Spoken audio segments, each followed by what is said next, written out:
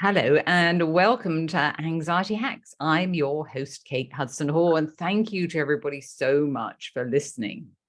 So I'm a therapist and an author, and I have recently written a new book, and it's called also Anxiety Hacks. Now, in the book, there's many different techniques to help you to begin to reduce down your difficult, anxious behaviors. So I talk about the emotional freedom technique and teach you how to do that. That's the tapping technique for anybody that doesn't know. It's tapping on a routine of points while thinking about any negative feeling that you have. I talk about visualizations and affirmations, and there's a lot of different techniques in there. So if you wanted to check it out, if you go to Amazon, you'll be able to find it in there, Anxiety Hacks. Now, our lovely guest today is Katy. Now, Katy is a well-being writer who integrates mental health and faith into her words. She is a mental health advocate and mentor who lives in the UK, and she's from Slovakia. And she shares her journey of overcoming trauma on her Journeyofsmiley blog. She is also the founder of the PTSD, the post-traumatic stress disorder, My Story Project, which is a safe place for trauma survivors to share their stories and inspire others, whilst also helping to fight the stigma surrounding mental health.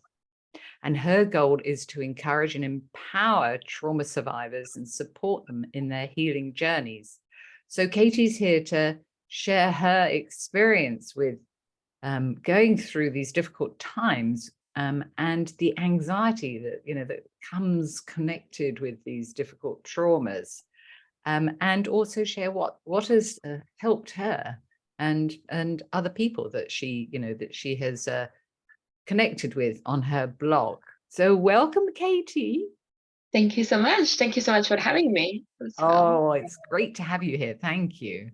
Well, So tell us about your experience with your trauma and how sort of anxiety was intertwined in that.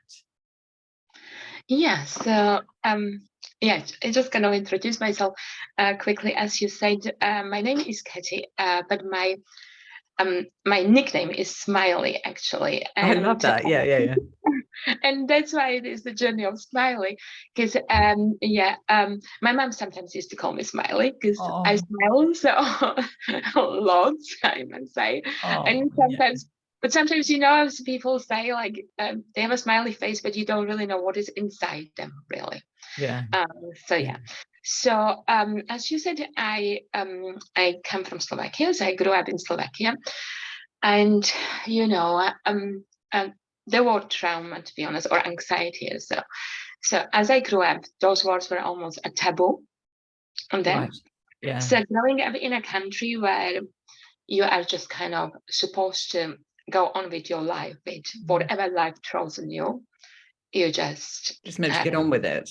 Yeah, just get on with it. And so, and my mom was amazing, strong person. She passed away, unfortunately, 10 years ago. She had cancer as well. But really, she was that person, whatever life throws her, she was just a really strong person and just would go on with it, and growing somewhere in a society that was, built like this, mental health was really not something we would be talking about. And I think still very much it's still like that. Even though it is a lot better than it was, but it's still sort of hushed. It's swept under the carpet, isn't it? Exactly. So my parents were divorced. I lived with my mom. I mean, she really tried to give us everything she lived for her children, I would say. Even though we didn't have much. She was a single parent, and so but she was always for us there. So losing her then as well 10 years ago was another kind of trauma I had to go through. It is a traumatic time if you're close with that parent, a parent anyway. Yes. Really you know, it can be really, really tough to, you know, to live without that person. And I think it's even worse because I moved away from Slovakia, you know. I lived outside of Slovakia for longer now than I lived there, you Mm. know. And obviously my mom was ill as well. And I lived here. I studied here. I had my life here. I had my husband here and everything. And then obviously mom was ill. So I Mm. had to go there as much as I could. And but you still have these feelings of guilt, really, you know, that you're not there every day. And so it really wasn't easy. But as well, when I moved away from Slovakia first, I kind of was almost in my mom's steps, really following my mom's steps. So I was in a Mm. relationships with a person who, um, yeah, you would describe probably as a narcissistic person, but I didn't know it then, you know, because Right. obviously having parents divorced and having arguments in home, and so it was what I knew, really. For me, it was kind of familiar thing because you grow up with, and so I knew all those things. And as they say, you just end up again in the same steps, really, of your parents. But luckily, I managed to escape, so yeah, to another country then, and then my many people who didn't really know about my past and so would just then tell you probably about, oh yeah, she had a great life, she traveled around the world, had an amazing husband and everything great, you know. And me Mm. being a smiley, always smiley, I think people would really think so and say so, you know. But then, yeah, as I was here, my mom passed away, as I said, so that was a traumatic for me. And then the year 2020 came, and I mean, we all know what a year was it, Oh, you know, yes. and yeah, this is not easy for anybody. And just as the year came to an end, and we were hoping that, oh yeah, let's hope it will be better. I think my trial just began, really, because I had a traumatic accident. So I was walking home from work. It's only 5 minutes away. And yeah, I would say I was in the wrong place. Yeah, I was in the wrong place at the wrong time because a van did hit me as I was crossing a road. So I already crossed 3/4 of, or even more of the road when Right. the car just hit me. So Oh my gosh. I, Katy, yeah, gosh. I was on the ground, you know, open my eyes. I was just glad I could open my eyes, really. I couldn't move. As the ambulance cars came, and yeah, I ended up in hospital for almost 2 weeks with fractured back, and I'm still recovering. I'm still in Mm. recovery. Um, and whilst I was in the hospital, yeah, I couldn't walk. I had to kind of learn to walk as well. First with a walking frame, yeah, also, and then later with the crutches. And as I was on the crutches, actually going to my bed, I could see through the windows. There was like a big windows through the whole room, really. Um, I could see the cars and traffics and ambulance cars and everything. And I started to get flashbacks. Oh, flashbacks. Oh gosh. Nowadays, I started to get Mm. flashbacks. And I was with the occupational therapist or physiotherapist, one of them, Mm. as yeah, doing the exercises, walking on crutches and so. And suddenly I just stood there, totally frozen, really. And she just asked me if I'm okay. And the tears just came down. I was not able to talk. Yeah.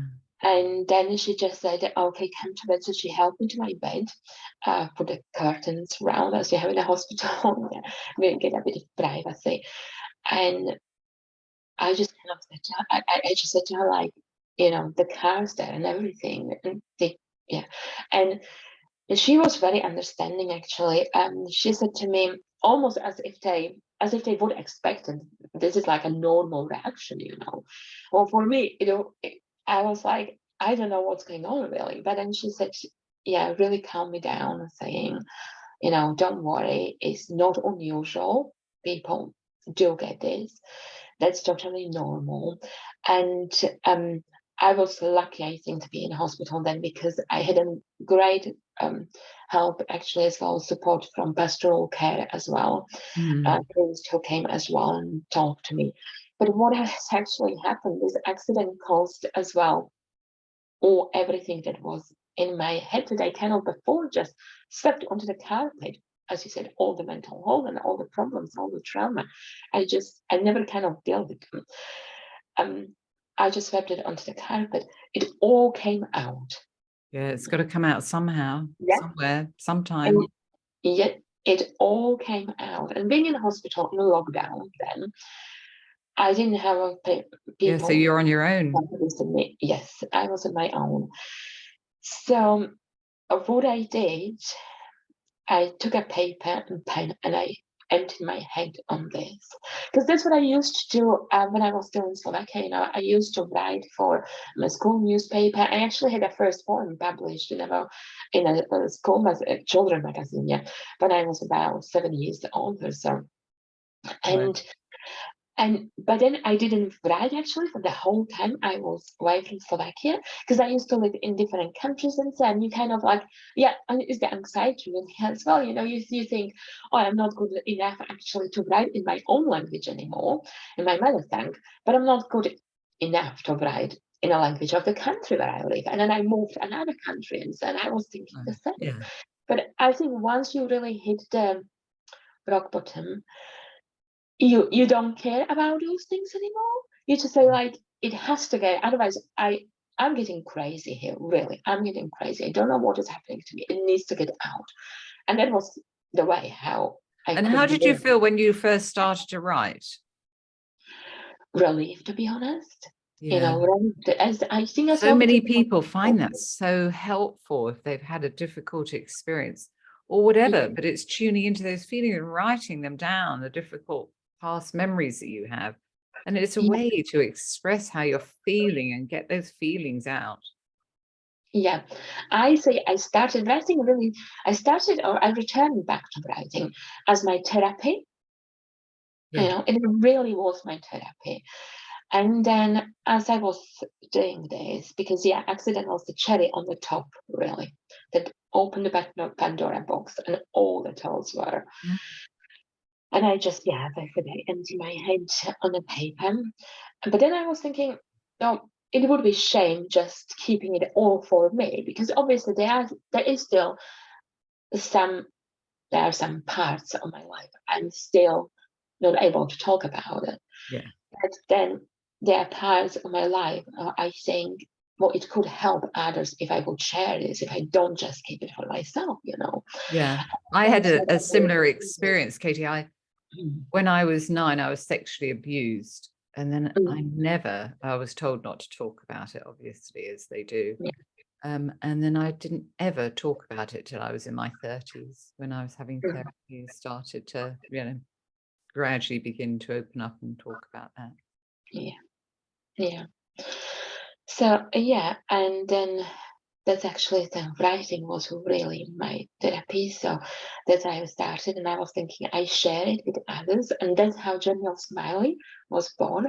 And it's a Journey of Smiley because I share Smiley, as I say, my nickname, and it's really the journey of hope and healing. You know, it really is, and that's what I shared. And then it was about 2 months later, so when I was diagnosed with PTSD, yeah, 2 months after my accident. And then I started to share about this as well. And I had, people coming to me saying, you know, I'm so glad you share about this, because I cannot run going through the same things. We could really relate to it. Yeah. Yeah, we could really relate to this. And then I was thinking, why I don't create something that perhaps wasn't there when I was diagnosed, because I read so many things about PTSD. I research lots. I study a lot about mental health. I mean, psychology was a part of my studies at university as well. Right. It wasn't something that I wasn't totally unfamiliar with or so, but I just went deeper into it. I think once you can relate to it, then you obviously want to know as much as possible about it. Yeah. And but I did see the kind of a gap in, okay, I wanted to read the real stories from people sharing their stories and so on. And not just, as much as it's great to have all these theories and all those things, but I really wanted, so I'm so grateful as well for you to writing your book as well, and so because I really wanted people to share actually real stories. And that's also, why I wrote my first book, Bulimia Sucks, because of the difficulties that I went through. 25% of that is my memoir of my experiences. And it's just, and I get people contacting me, and why I did the podcast as well, because I've got the 2 podcasts, Bulimia Sucks, and then also now the anxiety one. But people can really relate, and it's good for, people find it really beneficial to hear others and their stories, their journeys of what they went through, and then what helped them. Because what did you find, with the PTSD and the anxiety, what did you find, what techniques and what ways helped you apart from the writing? So yes, as you said, writing was one of them, and journaling, because it has got so close to writing. It's actually writing, so journaling really too, because then you can see as well the patterns then, doing journaling. So this helped me a lot. And then I'm a Christian person, and my faith helped me so much, knowing that I'm not alone actually, because I was so scared, to be honest, the anxiety it is almost ironic now to talk about it, given how anxious I was after this, because I felt really safe, within the walls of hospital. I felt safe, because outside I was thinking that's what did hurt me. That's what the danger, and as people say, as I said at the beginning, that I was a person who traveled the world, I was an active person, and so obviously having the physical and mental injuries, I was like a different person, really. I lost everything like this, but I lost my independence as well. Because once I came home and I was thinking, okay, I cannot just spend the whole time actually inside my room, and so I need to go out. But I was so scared, really. Then I went out with my husband and so, and great support of my husband. But then again, I got like almost like dependent on him, and I didn't want to be just dependent on him all the time. So I knew I have to do something, and then luckily I had help. I had a counseling as well, and therapy. So this helped me as well, and then really the support circle. This is so amazing to have a support. It's so amazing, and so needed. So when before I would be scared even to ask for help, because thinking, oh, that's a weakness or so. There's actually such a courageous step, ask for help. So things like this, having the help and support from others. And then as well, I learned all the techniques, like a grounding technique, then breathing technique, box breathing. This helped me as well, and I write about it as well. So explain to people what, how you use the box breathing. Yes, so I actually did make a video about it as well. I don't know, a year ago or so, on my social media and stuff. And so what it is actually, it calls box breathing because it really is almost like a box. But you breathe in for 4, you keep holding for 4, then you breathe out for 4. And you do this again, and you hold again for 4, you breathe in for 4, and you kind of doing this few times, and it helps you to calm down. So as I told you, I had an accident on my way, the journey from work home. Now I am now kind of back at the work, and I had to go through this. I have to go the same path every day, and so obviously it was something what scared me as well. So what I will do always, I will do the box breathing every time I go, before I actually approach that spot. Every morning I will do. And there are other triggers as well in my work, and so, and I just, box breathing is one of them, also really so important. Box breathing is so important. It's really powerful, isn't it? The way that Yeah. I teach it in the book, and I teach it to my clients with the breathing, Mhm.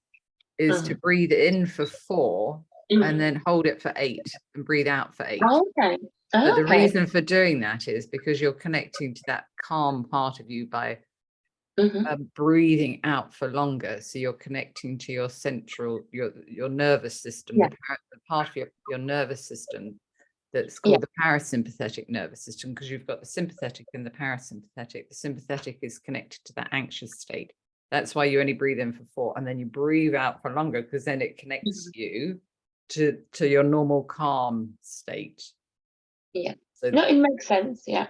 Mhm. mm, I mean, I have heard since then as well the 7 and 7 as well. So I yeah, think that really, I think you just need to find something that works for you, I yes, would say, something that really works for you, and it works because it calms you down. And so because I have heard, a few others as well, techniques. And so then as well, the grounding technique, the 5, 4, 3, 2, 1 as well. And so, so the 5 things you can actually see, then the 4 things you can is that you can touch, is then 3 things you can hear, so any voices, any like a bird singing or anything like this. Then there are 2 things you can smell, and 1 things you can taste actually. So that's another thing. And distractions were for me yeah. really. Distractions work so much. So then One way is really good is to, if you are feeling very anxious, is to stand on one leg. And then your mind is so focused on trying to keep you balanced and yeah. stop you from falling over. You won't be focusing on the anxiety. It's really simple, but it does work. Yeah, and as you say, like I often find that those simple things actually Yeah. Yeah. really actually work, so those simple things. Well, another thing is gratitude as well. I mean, gratitude helps me so much, really, As I said, Mm, when I was down on the ground after the car hit me, I was just grateful I could open my eyes, you mm, know. And then in hospital, because I was on morphine and everything, and I remember the next morning, I didn't sleep very well that night. I mean, it's quite hard to sleep in a hospital, to be honest, anyway, with all the mm, distractions and so. But yeah, I didn't sleep that night much. And I just remember then, okay, maybe I got maybe 2 hours of sleep or so early morning.